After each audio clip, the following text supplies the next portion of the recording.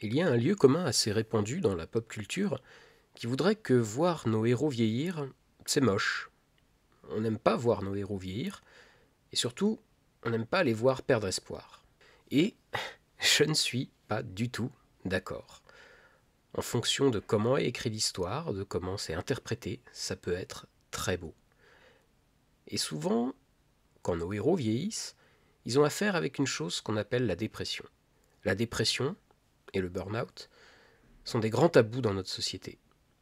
Pourtant, dans toute personne se relevant d'une dépression, on peut y voir, pour quiconque sait ce que ça représente, une figure encore plus héroïque.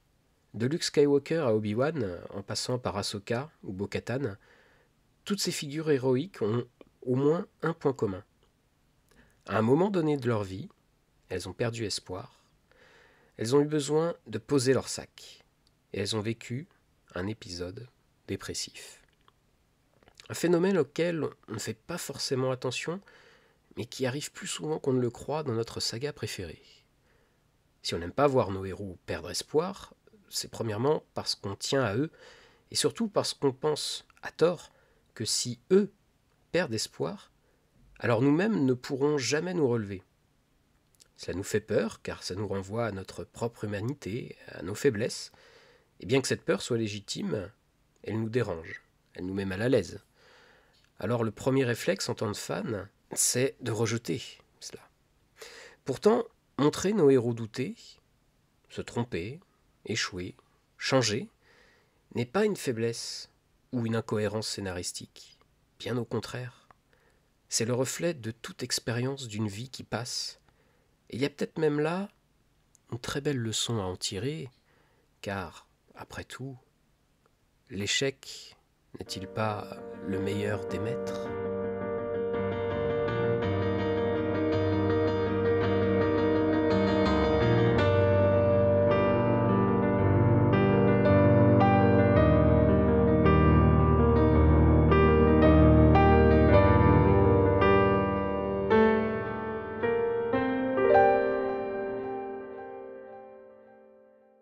Avant de commencer, je tenais à vous remercier pour les écoutes, les téléchargements et surtout les retours très positifs concernant les 3 premiers épisodes. Concernant ce 4e podcast, il aura mis un petit peu de temps à arriver. C'est déjà parce que c'est un sujet qui me tenait à cœur depuis plusieurs années, donc il a fallu travailler un peu plus en amont, et aussi à cause d'une extraction des dents de sagesse suivie d'un bon vieux rhume sur ces 2 dernières semaines. Ma diction et ma voix s'en ressentent encore un petit peu, j'espère que vous ne m'en voudrez pas. Mais rentrons dans le vif du sujet. La dépression a cela d'universel qu'elle peut à tout moment frapper absolument tout le monde, sans qu'on le remarque ou sans qu'on le laisse voir aux autres. Ça peut être vous, moi, vos proches, vos collègues, vos voisins, ou même des célébrités, des grands artistes comme Hugh Laurie ou Selena Gomez, mais aussi des grands sportifs comme Andrés Iniesta, ou Gianluigi Buffon. Ce dernier d'ailleurs en parle très bien. Je vous conseille d'aller voir les vidéos sur YouTube où il en parle. Bref, elle peut atteindre tout le monde. Et donc, elle peut aussi toucher nos héros préférés. Et j'ai remarqué que c'est même un point commun à plusieurs des héros que j'adore. Je le vois à travers les cas d'Arthur dans Kaamelott, d'Alexandre Astier, auquel je pense que je vais faire pas mal référence dans ce podcast. C'est le cas de Kenshiro dans Hokuto no Ken, dans le chapitre spécial pour les 30 ans de la saga Hokuto. Ou encore de Bruce Wayne, dans le 3e film Batman de Nolan. On pourrait citer aussi Alan Wake, ou encore certains des protagonistes des jeux Silent Hill, pour ne citer que. Bref, j'aime les héros qui posent leur sac. J'aime les héros qui baissent les bras. J'aime les héros qui échouent. Pour moi, ce sont eux les plus beaux exemples. Regarde comme c'est difficile d'être un héros. On peut regarder les étoiles et puis on a les pieds dans la... C'est-à-dire, ce qui serait super réussi, c'est que le héros des enfants soit Arthur et que ce mec-là loupe ce qu'il fait. C'est-à-dire qu'un mec qui loupe puisse commencer à être un héros, à une époque où on nous balance de la télé-réalité, où il faut être le héros de la rue, c'est-à-dire pouvoir tout d'un coup prétendre à être chanteur star en étant casté dans un... J'aimerais qu'il y ait quelques gamins qui se disent « mon héros c'est Arthur », c'est-à-dire un mec qui... des fois, doit poser son cartable tellement il n'a plus de courage de faire, peut-être pour le reprendre après avec beaucoup de vigueur, mais un mec qui passe par tous les stades du mec, quoi. Bien entendu, Star Wars n'échappe pas à la règle, et ce depuis longtemps. On pourrait citer par exemple les cas de Ram-Kota, Kate Skywalker, ou encore Han Solo dans l'univers Legends. Mais aujourd'hui, nous parlerons majoritairement de Luke Skywalker, un peu aussi d'Obi-Wan, d'Ahsoka et de Bo-Katan.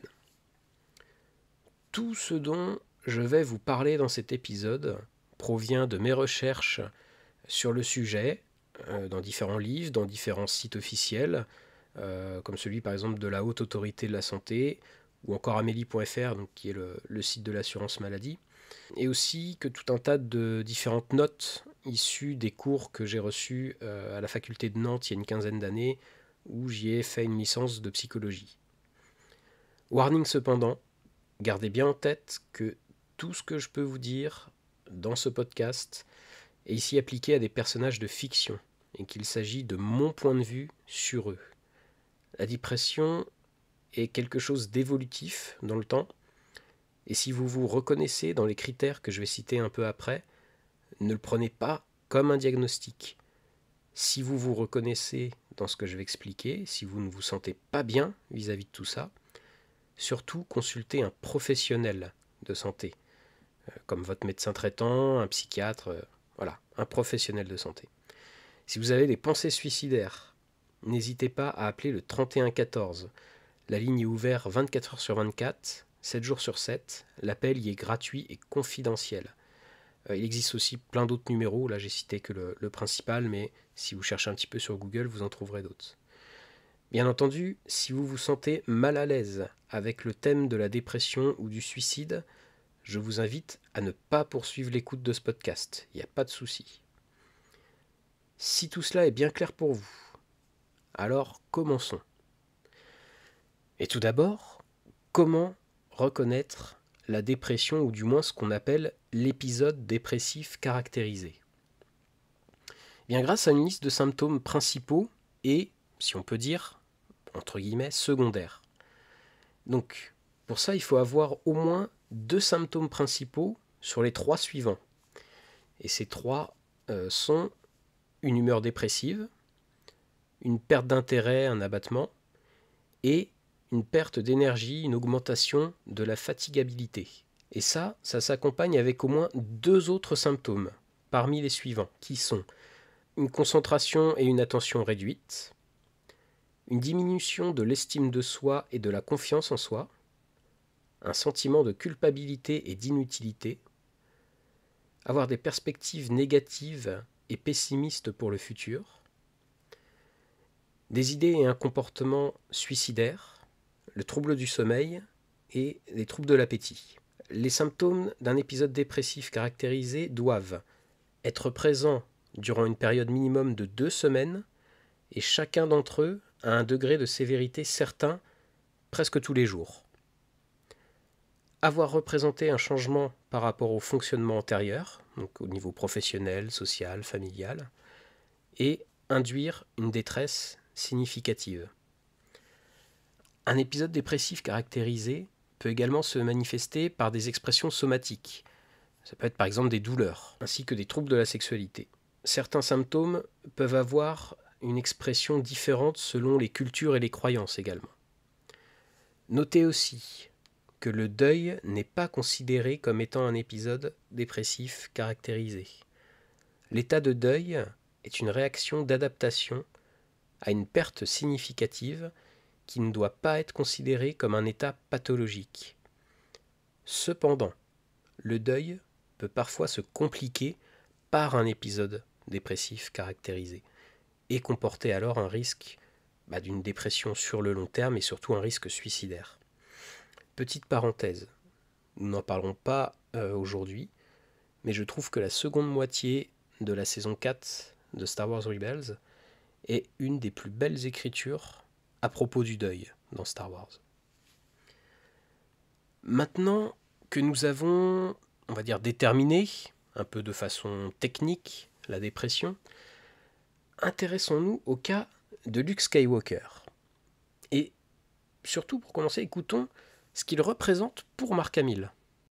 Well, I was stunned. Luke was the most optimistic character. He was the one that represented hope. So I thought, what could have happened between Return of the Jedi and now that he would be like this? What kind of trauma has he experienced that he would become this embittered hermit?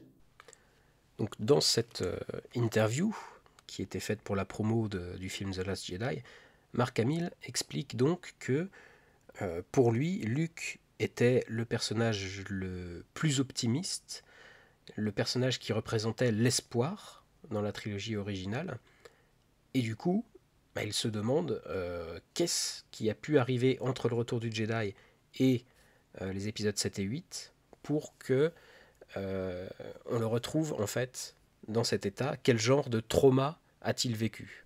Mais nous, on va se focaliser sur la première partie de ce qu'il explique. Donc, on va laisser de côté les questions qu'il se pose, c'est-à-dire voilà, quel trauma il a pu vivre, etc. Et donc on se focus sur la première partie de son intervention, à savoir Luke est un personnage optimiste qui représente l'espoir dans la trilogie originale. Eh bien, je ne suis pas d'accord du tout avec Mark Hamill. Non pas que j'estime que Mark Hamill est tort ou est faux, mais tout simplement, depuis que j'ai découvert Star Wars étant enfant, Luke ne représentait pas du tout l'espoir pour moi. Mais il était plutôt un homme sensible et différent, de Han Solo notamment, et c'est précisément pour ça que je m'identifiais à lui. Lorsqu'on retrouve réellement Luke dans The Last Jedi, une partie des fans ont été choqués, voire déçus, de retrouver un homme brisé et même souhaitant mourir. D'ailleurs, il le dit, je suis venu sur cette île pour mourir. La réaction des gens à l'épisode 8, leur étonnement, a créé un gros décalage avec ce que je ressentais. Car dans mon interprétation des choses, depuis tout petit, Luke Skywalker est un personnage à tendance suicidaire. Et cela nous était, entre guillemets, teasé à plusieurs reprises durant la trilogie originale. Tout comme dans Camelot, Alexandre Astier nous avait montré à plusieurs reprises, dès le premier livre, ou première saison si vous préférez, des signes très clairs de l'aspect dépressif et suicidaire d'Arthur. Et pourtant, comme pour The Last Jedi, le livre 5 et la tentative de suicide d'Arthur a surpris et divisé une partie des fans. Mais alors, qu'est-ce qui me faisait penser que Luke avait potentiellement un comportement suicidaire dès la trilogie originale?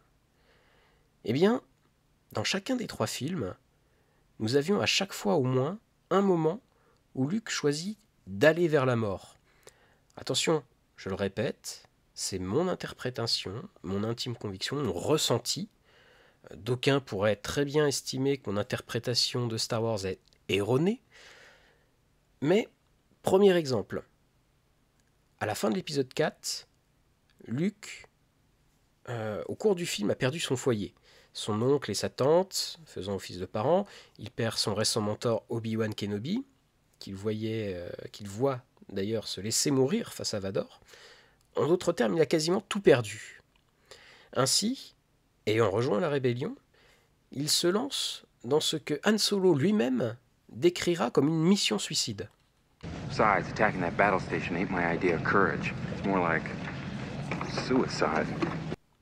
Alors, certes, là c'est un peu indirect, mais toutes ces pertes posent un terreau chez Luke pour plus tard.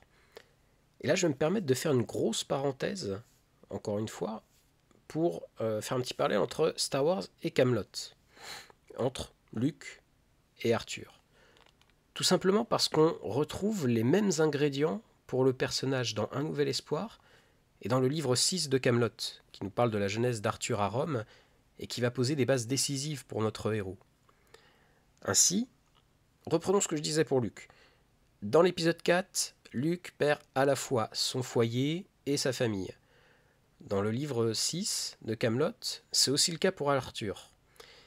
Il perd ce qui fait office de foyer pour lui, donc à savoir vivre au sein de la milice urbaine à Rome, où, tout comme Luke chez son oncle, il ne s'y épanouit pas vraiment, mais il va être poussé dehors. Il va progressivement perdre son chez lui par la force des choses. Et c'est à partir de là qu'il va y rencontrer son mentor. Pour Arthur, ce mentor, ce sera Jules César, interprété brillamment par Pierre Mondy. Et c'est là qu'il va recevoir des leçons qui vont poser des bases pour lui de la part de César. À savoir, on ne devient pas chef parce qu'on le mérite, on devient chef par un concours de circonstances. Et c'est exactement ce qui se passe. Arthur ne décide pas de son destin. C'est bien les dieux, la politique de Rome, bref, un concours de circonstances qui le pousse dehors. Et c'en est de même pour Luke. Ce dernier souhaite certes partir de la ferme pour aller à l'académie et devenir pilote, mais quand Obi-Wan lui propose de l'accompagner à Alderaan, à ce moment-là il n'a pas encore tout perdu, eh bien dans un premier temps il refuse, prétextant qu'il y a trop de choses qui le retiennent ici. Et alors il faut un concours de circonstances. Ça commence par l'arrivée des droïdes, dans un premier temps, puis la mort de sa famille, pour le pousser à partir de Tatooine. Et pour Arthur, on retrouve le même schéma, car c'est bel et bien la mort de sa famille, que représentent Manilius et Licinia, ainsi que la perte d'Aconia, qui scelle définitivement son départ de Rome vers son destin breton. Et à partir de là, pour nos deux héros, ce n'est pas seulement partir de chez eux, mais aussi commencer à porter le poids d'une tâche immense à laquelle ils ne sont pas prêts. Pour Arthur, ça va être de retourner en Bretagne pour y récupérer Excalibur, pour fédérer et régner sur le royaume de l'ogre, et surtout de devoir trouver le Graal. Pour Luke, il va aussi devoir partir de chez lui. Il récupère son Excalibur à lui, à savoir le sabre d'Anakin, son père, et avoir sa mission divine, entre guillemets, à savoir devenir un Jedi, celui qui devra incarner l'espoir et renverser Vador et l'Empereur. Notons au passage que nos deux héros, au début de leur voyage, connaissent très peu de choses sur leurs propres origines. Arthur reçoit quant à lui de César une autre leçon capitale. Des chefs de guerre, il y en a de toutes sortes. Des bons, des mauvais, des pleines cagettes, il y en a. Mais une fois de temps en temps, il en sort un. Exceptionnel. Un héros, une légende. Des chefs comme ça, il n'y en a presque jamais. Mais tu sais ce qu'ils ont tous en commun? Tu sais ce que c'est? Leur pouvoir secret? Non. Ils ne se battent que pour la dignité des faibles. Se battre pour la dignité des faibles. C'est la base de tout ce qu'Arthur va entreprendre par la suite. En ne régnant pas et en ne s'entourant pas aux côtés d'une élite, mais en cherchant toujours à ce que le pouvoir, qu'il soit politique ou magique, soit partagé avec tout le monde, surtout avec les plus modestes.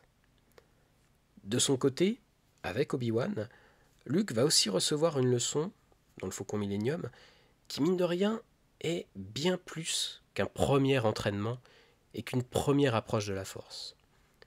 En effet, Obi-Wan va demander à Luke de s'entraîner la visière du casque baissé, en lui expliquant donc de faire confiance à son instinct, car, je le cite, « l'œil ne voit que la surface des choses, ne t'y fie pas ».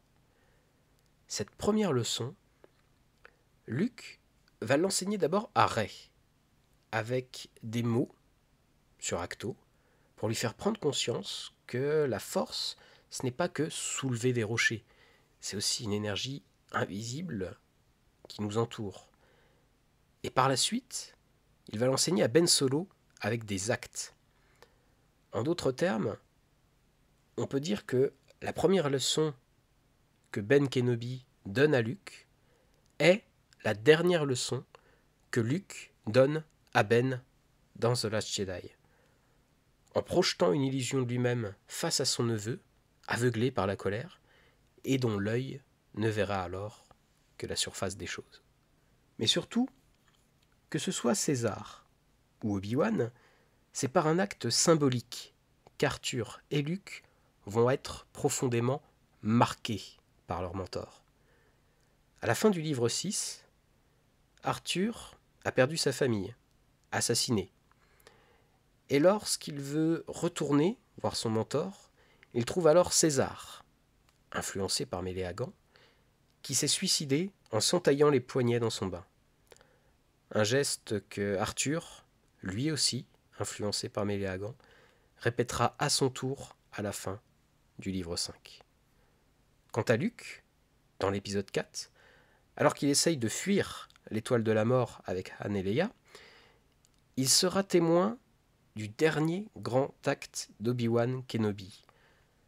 Ce dernier, en allant affronter Vador, va monopoliser l'attention du Seigneur Sith sur lui, leur permettant ainsi de gagner du temps pour s'enfuir, avant de se sacrifier, partant ainsi en paix rejoindre la Force.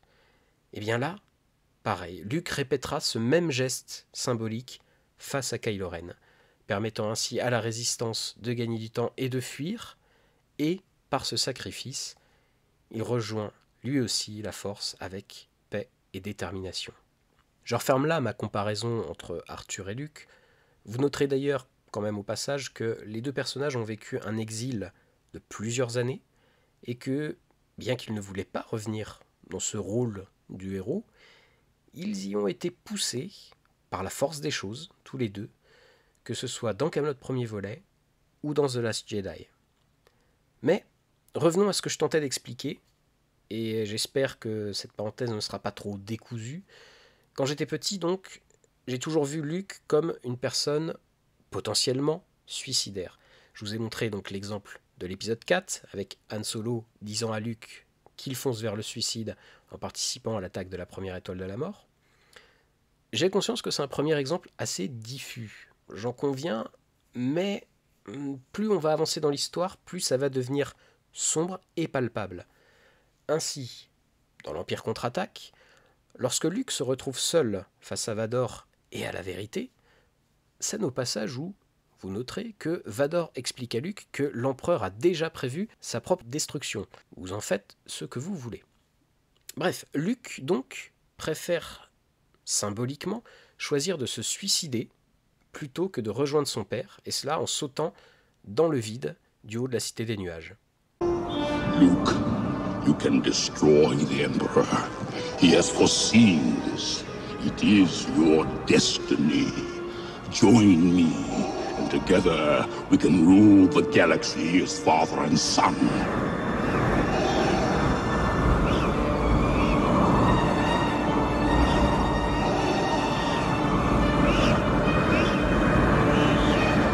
Come with me. It is the only way. Je profite qu'on parle de l'Empire contre-attaque pour contrebalancer mon point de vue sur la trilogie originale. Ainsi, si pour moi Luke ne représentait pas l'espoir quand j'étais enfant, ce rôle incombait en revanche à Leia dans mon esprit. Car certes, si Luke, Han et Chewie viennent plus ou moins la délivrer, ou du moins la sortir de sa cellule, c'est bien Leia qui prend les choses en main et sauve leurs fesses. Mais c'est pas tout. Dans l'Empire contre-attaque, lorsque Luke décide de quitter Dagobah, Obi-Wan et Yoda échangent quelques mots. Si pour Kenobi, Luke représente leur dernier espoir, Yoda lui dit très clairement que non, il y en a un autre. Et cet autre, même si en tant que spectateur on ne le sait pas encore à ce moment-là, bien c'est Leia. Et c'est bien pour ça qu'après que Luke se soit jeté dans le vide, qu'il se soit suspendu in extremis en bas de la Cité des Nuages, où une mort imminente le guette, bien c'est bel et bien vers Leia qu'il se tourne pour venir le sauver en la contactant à travers la Force. Puis, dans le Retour du Jedi, tout ça devient encore plus clair. I can't do it, Ben. You cannot escape your destiny. You must face Darth Vader again. I can't kill my own father. Then the Emperor has already won. You were our only hope. Yoda spoke of another. The other he spoke of is your twin sister. Leia incarne l'espoir, mais elle représente aussi le côté lumineux de Luke. Et c'est elle que Luke, avant de partir se livrer à Vador, désigne directement pour prendre sa succession en tant que Jedi. Car oui, là encore, Luke part pour une mission suicide, dont il ne compte probablement pas revenir. Une tournure qui déplaît d'ailleurs à Leia. There's more. It won't be easy for you to hear it, but you must. If I don't make it back, you're the only hope for the Alliance. Luke, don't talk that way. Le comportement de Luke dans le 6 est peut-être le plus flagrant en termes de changement par rapport aux 2 épisodes précédents. D'ailleurs, sa tenue sombre parle pour lui, et ainsi, lorsqu'il se présente à l'empereur, il ne cache même pas son intention suicidaire. You're wrong. Soon I'll be dead, and you with me. Le Graal que convoite Luke à ce moment du film est de faire revenir Anakin du bon côté, dont il sent le conflit intérieur. Mais déjà là, avant même The Last Jedi, Luke reproduit déjà probablement inconsciemment un petit peu le sacrifice de Ben. Ainsi, en faisant face tout seul à Vador et Sidious, il monopolise toute leur attention et gagne du temps pour que la rébellion remporte la bataille d'Endor. Mais malgré tout ça, les intentions de Luke, pour moi, sont claires. Il ne compte pas survivre.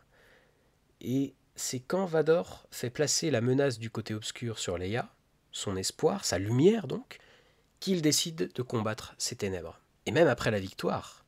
Et c'est là encore une des choses qui ont fait que je m'identifiais à Luke pleinement quand j'étais enfant. C'est qu'alors même que tout le monde fait la fête, lui reste en retrait. Il semble certes apaisé, mais ce n'est pas dans une grande démonstration de joie comme le monde autour de lui. Et alors qu'il contemple les Force Ghosts d'Anakin, Obi-Wan et Yoda, c'est là encore Leia qui vient lui donner le sourire et qui le lui fait rejoindre la fête. Quand nous retrouvons Luke dans The Last Jedi, ayant cet aspect-là de son personnage en tête, n'était donc pas surpris de le voir avec cette attitude et à nouveau exprimer son désir de mourir. I came to this island to die. It's time for the Jedi to end. Why? Leia sent me here with hope. If she was wrong, she deserves to know why. C'était même pour moi, au contraire, extrêmement logique de le voir dans cette condition, après avoir traversé des épreuves aussi terribles et surtout, c'est très compréhensif quand on est humain et surtout empathique. Lorsqu'il plonge dans l'esprit de Ben, il voit la mort de tous ceux qu'il aime, il voit tout cela recommencer à nouveau, et il y voit probablement la mort de Leia, qui est son phare, sa lumière.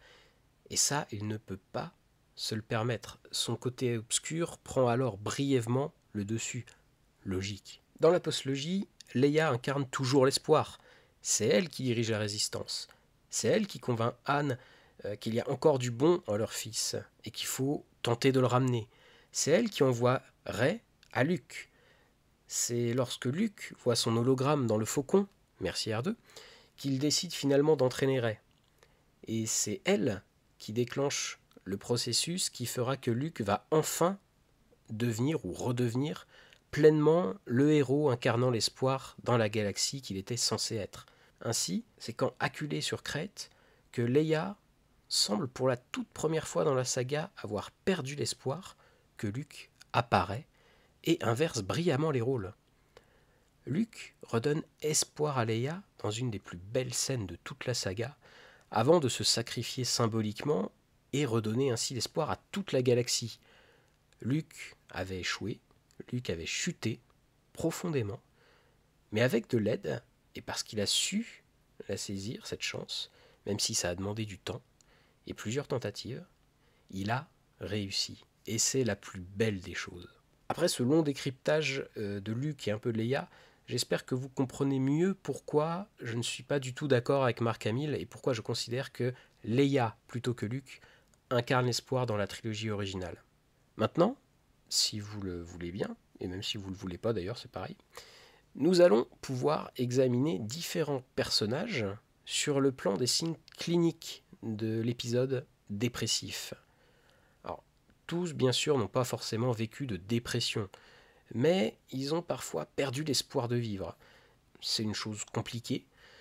Lorsque nous chutons, et cela ne concerne pas que la dépression, c'est aussi valable pour des erreurs de parcours, eh bien nous cherchons à nous racheter. Là encore, c'est parfois plus facile pour certains que pour d'autres. Pour cela, la personne doit avoir quelques éléments.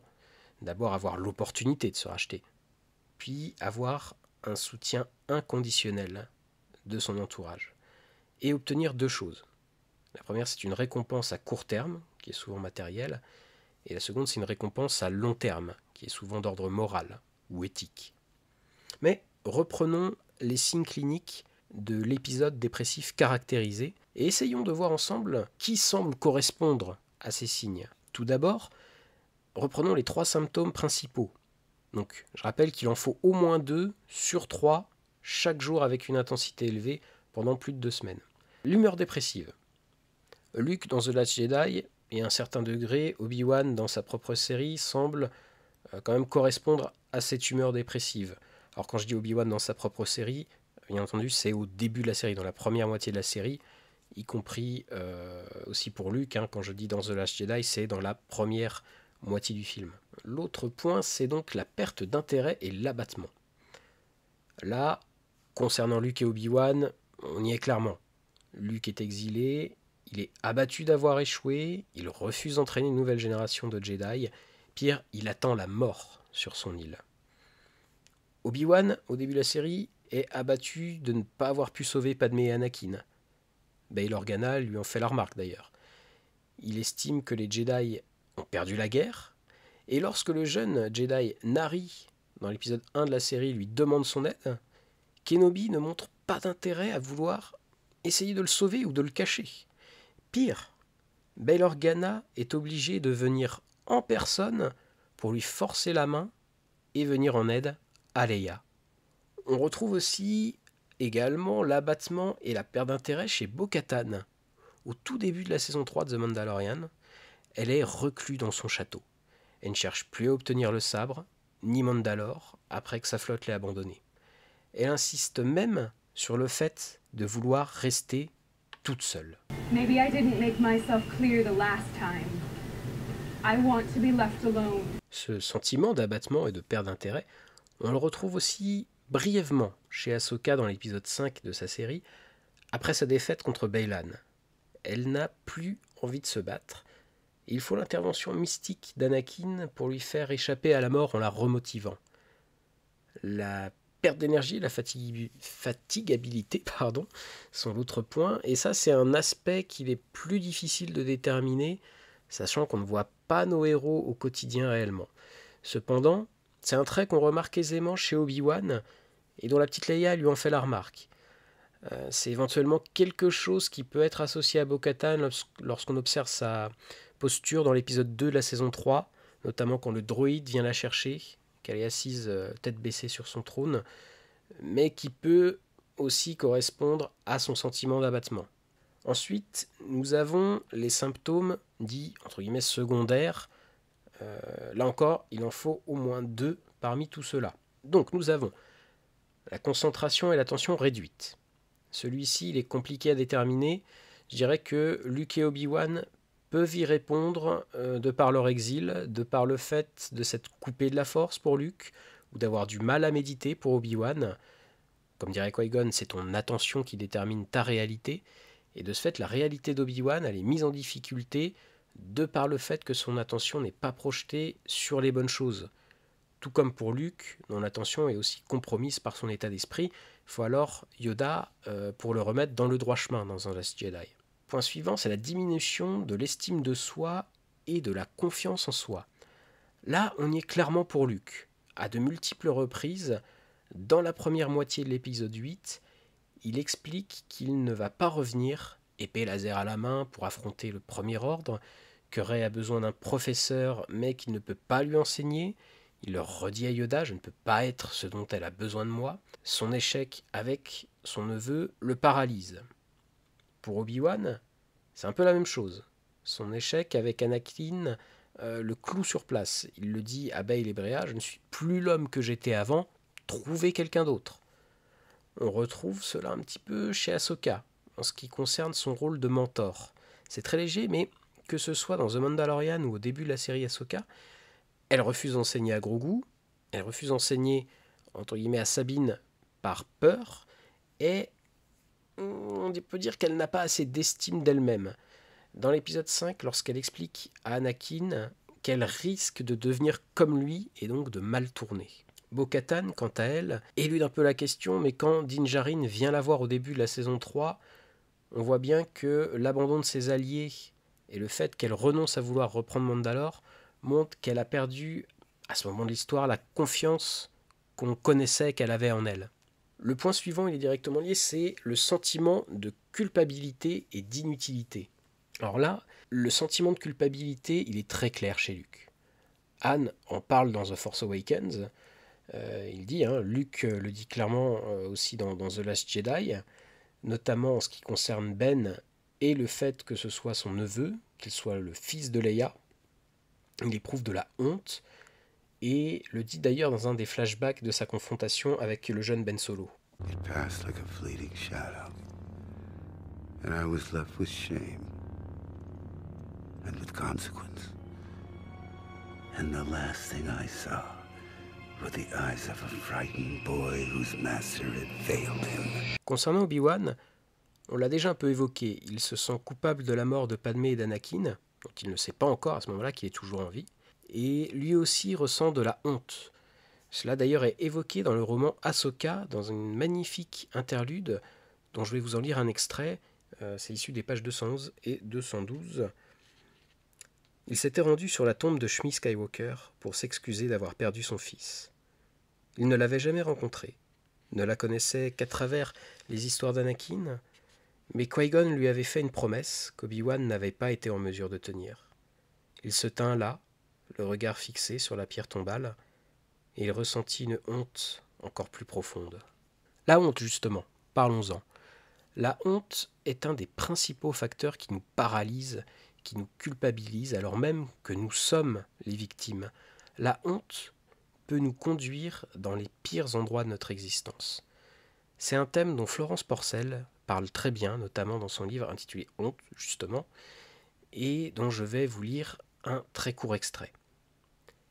Il existe des hontes que l'on traverse et d'autres qui nous empêchent. Il existe des hontes plus ou moins puissantes, des hontes furtives et des hontes qui s'ancrent. Il existe des hontes si terribles, des hontes qui foudroient. J'en profite pour remercier Florence Porcel qui m'a gentiment autorisé à citer cet extrait de son livre et que je vous encourage à lire. Et d'ailleurs, je vous encourage à aller voir les différents travaux que Florence Porcel a pu faire, que ce soit les vidéos ou les livres sur l'espace en termes de vulgarisation scientifique ou sur justement des thèmes beaucoup plus graves et importants comme malheureusement le viol et donc la honte. La honte qui foudroie, c'est précisément ce qui touche Luke et Obi-Wan quand nous les retrouvons à différents moments de leur vie. On remarquera d'ailleurs que cette honte, qui vient donc clouer au sol, se caractérise chez Luke, Obi-Wan et Bo-Katan de manière nette. Ils ont arrêté d'être en mouvement pour se renfermer chez eux. Luke, dans l'endroit le plus introuvable de la galaxie, pour le citer. Obi-Wan, dans une grotte en plein désert de Tatooine. Bo-Katan, dans son château, vide. Plus que renfermés chez eux, ils se renferment sur eux-mêmes, ils se replient sur eux-mêmes. Et se replier sur soi-même, qu'on soit une personne, un groupe ou même un pays, n'est jamais une bonne chose. Et cela ne vous aidera jamais à aller mieux. Passons au point suivant, qui sont les perspectives négatives et pessimistes pour le futur. Là encore, ça semble assez clair pour Luke avec sa fameuse phrase qu'il dit à Rey, « This is not going to go the way you think ». Donc ça ne va pas se passer de la manière que tu le penses. Et on le voit aussi dans la manière de Luke de parler de l'ordre Jedi, dans sa vision globale de l'ordre Jedi. Concernant Obi-Wan aussi, on l'a déjà évoqué donc avec le cas de Nari. Bo-Katan, nous l'avons évoqué un petit peu aussi en ce qui concerne sa perte d'objectif, donc concernant le Darksaber et Mandalore. Et d'un certain point de vue, Ahsoka, vis-à-vis de la formation de Sabine Grogu, possède elle aussi une vision assez négative du futur, par manque de confiance en elle, par manque de confiance en eux, et surtout par son trauma lié à son passé avec Anakin. L'autre point, c'est les idées et les comportements suicidaires. Bon, ici, inutile d'y revenir très longuement, j'en ai déjà parlé pour Luke, on le voit, ou du moins on l'évoque au minimum à 4 reprises, le concernant dans les épisodes 4, 5, 6 et 8. Pour Obi-Wan, je pense pas qu'on puisse aller jusqu'à parler d'idées suicidaires, même lorsqu'il est au plus mal durant son exil, ou même quand il rencontre Vador pour la première fois dans la série. Il a quand même un objectif de devoir veiller même ne serait-ce que de loin sur Luke. Idem pour Bo-Katan et Ahsoka, on ne peut pas vraiment parler d'idées suicidaires. Le cas de Padmé pourrait être évoqué, mais n'entre pas pour moi dans le cadre d'un épisode dépressif caractérisé et dans le cadre des idées suicidaires. Dans son cas, c'est beaucoup plus particulier, parce que bien qu'elle donne naissance à Luke et Leia, c'est bien le trauma qu'Anakin a créé physiquement et surtout moralement qui lui apporte la mort, par ce qu'on appelle le syndrome du cœur brisé. Point suivant, c'est donc les troubles du sommeil. Ici, on peut le dire clairement, pour Obi-Wan, puisque nous y assistons très nettement dans le premier épisode de la série, et de plus, Leia lui fait la remarque qu'il devrait aller dormir. Concernant Luke, c'est plus compliqué à dire, évidemment, parce qu'on ne le voit pas dans beaucoup de son quotidien réellement, mais on remarque que c'est durant la nuit, pendant que Rey dort, qu'il pénètre discrètement dans le faucon. Son sommeil étant probablement perturbé par les récentes nouvelles que Rey lui a apportées, mais encore une fois, nous n'en savons pas beaucoup plus sur sa vie quotidienne avant l'arrivée de la jeune Jedi sur l'île où il vit. Le dernier point, c'est les troubles de l'appétit. Là, c'est beaucoup plus difficile à dire.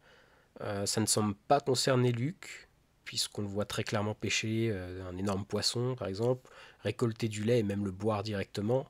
Nous voyons également Obi-Wan manger un repas, alors certes très basique, mais voilà, il mange dans sa grotte après sa journée de travail, il pense même à voler un peu de nourriture pour son néopie. De même, voilà, pour Ahsoka et pour Bo-Katan, de ce côté-là, je ne pense pas non plus. Donc voilà, pour ce qui est des différents symptômes cliniques de la dépression. On remarque que sur les 4 personnages dont nous avons fait le tour, Luke, Obi-Wan, remplissent quand même un grand nombre de ces caractéristiques, et quand même sur une durée assez longue. Bo-Katan un petit peu moins, et sur un temps beaucoup plus court, et Ahsoka beaucoup plus rarement, beaucoup moins intense, et là également sur un temps vraiment très court. Évidemment, tout ça, ce n'est que mon interprétation, et on peut totalement la contester, mais je dirais que Luke et Obi-Wan souffrent quand même clairement d'épisodes dépressifs caractérisés. Les cas de Bo-Katan et Ahsoka donc, sont plus de l'ordre de la perte d'espoir passagère réellement que de dépression. Après, dans le cas de Bo-Katan et Ahsoka, il y a une différence, c'est aussi que l'opportunité du rebond est arrivée très très rapidement et donc elles ne se sont pas réellement enfoncées dans cette situation qui aurait pu mener éventuellement à terme à une dépression. Mais derrière ces différents destins tragiques, on remarque quand même une très belle chose. Que ce soit Anakin, Obi-Wan, Luke, Ahsoka, Bo-Katan, et même pour y revenir une dernière fois Arthur dans Camelot, il y a une chose qui leur permet de vaincre cette morosité intérieure et qui les font se dépasser, qui les font se remettre en selle, même si tout ne se fait pas facilement. Cette chose, ce sont les enfants, c'est la génération future. Anakin le dit à Luke dans l'épisode 6, ce dernier refuse de le laisser dans l'étoile de la mort et il lui dit « il faut que je vous sauve », ce à quoi Anakin répond « tu l'as déjà fait, Luke ». Et en effet, là où Obi-Wan et Ahsoka avaient brisé le casque de Vador, laissant entrevoir Anakin, Luke lui a simplement retiré. Et c'est l'amour pour son fils qui a dispersé ses ténèbres. Et si Anakin a sauvé Luke, Leia a sauvé Obi-Wan. Ce dernier le laisse d'ailleurs entendre à Bail Organa à la fin de la série. Pour ce qui est d'Ahsoka, certes c'est l'intervention d'Anakin qui va la sauver du danger imminent de sa mort, mais pas n'importe comment, via une version d'elle enfant, ou du moins adolescente. Là où c'était une version âgée d'elle-même qui l'avait prévenue sur Mortis de s'éloigner d'Anakin et donc de se sauver, c'est une version plus jeune d'elle-même qui va lui permettre d'accepter le bien que représentait son maître et de se rapprocher d'Anakin à nouveau. Mais c'est pas tout. C'est aussi l'intervention du jeune Jacen Syndulla qui lui sauve la vie, dans une scène tout simplement magique avec une musique de Kevin Keener qui est incroyable. Et puis, toujours dans le cadre d'Ahsoka, c'est sans compter sur Sabine et Ezra. Ahsoka va reprendre en main son rôle de mentor et on le voit dans le dernier épisode, elle est prête à se sacrifier pour cette jeune génération de Jedi que sont Ezra et Sabine. Concernant Bo-Katan, on peut y voir cette symbolique, car qui fait sortir Lady Kryze de son château? Qui déclenche sa remise en action? Qui restaure son âme de guerrière, qui l'aide à stopper les tensions entre les factions mandaloriennes et qui va se rapprocher d'elle tel un enfant progressivement durant toute la saison 3. Bien, c'est Grogu. Et ce petit, il incarne presque à lui tout seul le futur de Mandalore. Truly wonderful the mind of a child is. Merveilleux esprit que celui d'un enfant, comme dirait Yoda, car c'est bien là un des piliers de Star Wars. L'espoir, certes, mais aussi transmettre aux générations futures. Obi-Wan, dans la série d'ailleurs, le dit alors que le vaisseau de Roken est pris pour cible par le Star Destroyer de Vador, et qu'Obi-Wan s'apprête à quitter le vaisseau pour faire diversion, il leur dit « Vous êtes le futur, tu es le futur », en s'adressant à Leia. Et c'est aussi ça d'ailleurs qui, quand il sera au fond du trou, littéralement, entouré de rochers que Vador lui a balancés dessus, c'est d'abord des images sombres, des images et des pensées d'Anakin qu'il va entendre, qu'il va voir, et puis la lumière va ressurgir dès qu'il va commencer à penser à Luke et à Leia. C'est une leçon qu'il faut retenir, et dont Jedi Survivor s'empare en sa toute fin, si on peut s'inquiéter un peu du sort qui attend Cal Kestis dans le 3e opus des jeux de Jedi donc, et dont on peut penser que la dépression pourrait l'atteindre au vu des événements. Nul doute qu'il pourra compter sur Merrin, bien entendu, mais que son salut passera probablement par la jeune Kata Akuna, dont Cere lui demande de la guider à travers l'obscurité. C'est pas pour rien. La dépression, ou l'épisode dépressif caractérisé, n'est donc pas à prendre à la légère, comme on l'a dit. Cela peut toucher tout le monde, n'importe quand, n'importe où. Mais ce n'est pas une fatalité, ce n'est pas une finalité. S'en sortir n'est pas simple, n'est pas rapide, mais c'est possible. Star Wars, quelque part, nous donne des clés pour nous aider dans ce voyage et nous donne des valeurs sur lesquelles s'appuyer. C'est normal de douter de soi, c'est normal de remettre les choses en cause. Les personnes qui ne le font pas sont d'ailleurs rarement des personnes de bien. Mais n'oubliez pas pour cela de ne pas tomber dans la peur, dans l'agression. Le côté obscur est certes plus rapide, plus facile, plus séduisant, mais il n'est pas le plus fort. Et comme le conseille Maz à Rey, laisse la lumière te guider. N'oubliez pas que, même si vous ne le voyez pas forcément, vous êtes toujours, potentiellement, à côté d'une personne qui souffre. Le partage, l'entraide et l'empathie sont des valeurs que Star Wars nous apprend et sur lesquelles on peut et on doit s'appuyer pour réussir à franchir les obstacles les plus difficiles de la vie. Il y a une héroïne ou un héros en chaque personne qui doit faire face à la dépression ou à la maladie. Leslie Headland, dont la série The Acolyte arrive dans quelques jours et on a vraiment très très hâte, a dit à la célébration à Londres l'an dernier que Star Wars lui avait sauvé la vie. Et nul doute que nous sommes très nombreux dans ce cas. Star Wars nous a sauvé la vie.